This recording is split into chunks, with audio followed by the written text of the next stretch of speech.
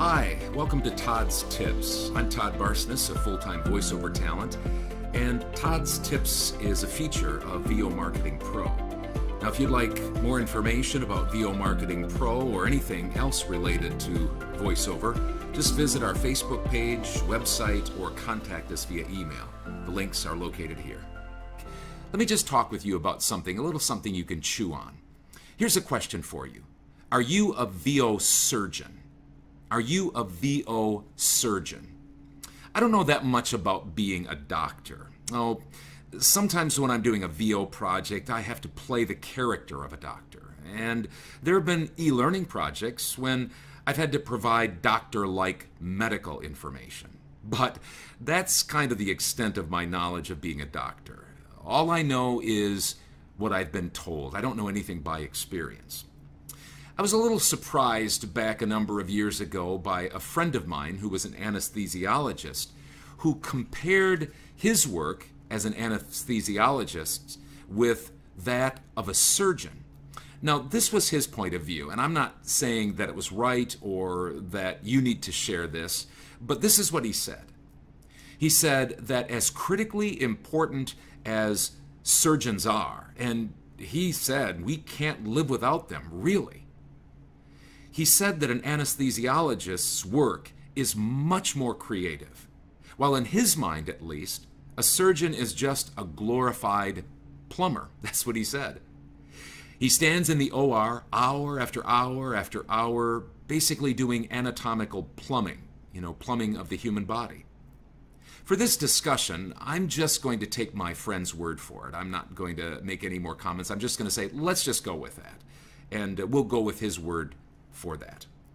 So the question I have for you, are you more of a VO anesthesiologist or are you a VO surgeon? I, personally, am a VO surgeon.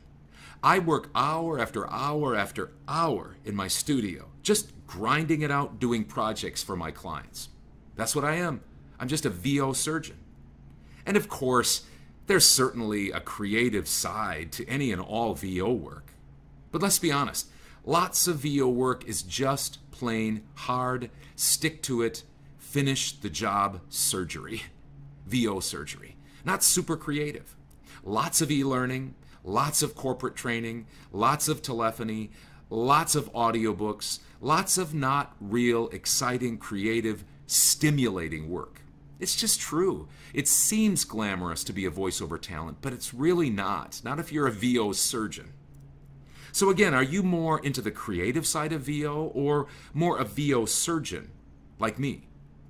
Neither one is right or wrong. That's not my point. Just because I'm a VO surgeon, it doesn't make a person that wants to be more of a VO anesthesiologist bad. We need both. And a nice mix is always welcome.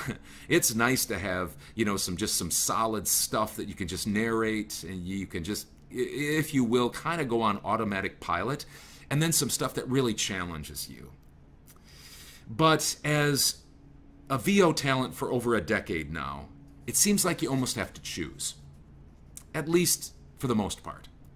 Oftentimes your choice of whether you're going to be a VO surgeon or a VO anesthesiologist includes decisions about what kinds of work you'll search for, and then what kinds of work you'll choose to do and which ones you'll reject. For instance, if you're an anesthesiologist VO talent, more into creative things, you're probably going to be looking for video game characters and fictional audiobooks and cartoon characters and big name, jobs, high paying jobs, high profile jobs. If you're more of a VO surgeon, then you're probably going to be doing e-learning and corporate work and web commercials and telephony, kind of anything that comes your way. It'll also include what kind of marketing you're going to do, for the most part, kind of what path you're going to choose. Are you going to look for a lot of agency representation to kind of land those big jobs? High profile jobs with name brands, those types of things, corporate, high paying corporate things, television stuff? Or are you going to do a lot more of the smaller direct email marketing and Fiverr type work? And maybe it will even determine where you live. Maybe. Maybe you'll want to move closer to a big-time studio in LA, New York, Chicago, Dallas. Rather than doing like I do every day, I just stay put and I go and I work in my 6x5 padded cell, if you will, and I talk to myself down in my basement. That's the life of a VO surgeon. But here's the thing, just to be aware of. In my humble opinion, VO surgeon work is oftentimes much more prevalent, and it's easier to come by. There's just a ton of narration work out there where there's not quite as much high-profile stuff. And there's not as many people that can do video game characters and cartoon characters. If that's what you want to do, fine, no problem, great. There's certainly a market out there, but it's a smaller piece of the pie, and you just need to understand that. Just watch sometime if you're on a platform like voices.com. Watch when there's a high-profile, big creative thing that has a budget over $1,000. Those auditions pour in. Where the $249 or $300 jobs, yeah, sure, there are people there, but the competition isn't as stiff either. So, sure, it's more glamorous and maybe not as high paying as far as being it's not as glamorous to be a VO surgeon and not as high paying, but choosing to be a VO surgeon, just a thought, does have its rewards. You can fill up your day, you can fill up your calendar, and you can make a lot of money doing VO surgeon work, and it's certainly needed. There's lots of work out there for you.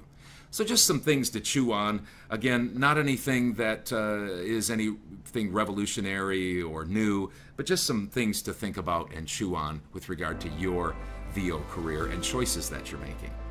Thanks a lot for joining me for Todd's Tips. And if you'd like more information about VO Marketing Pro or anything else VO related, visit our Facebook website or contact us via email. The links are listed here.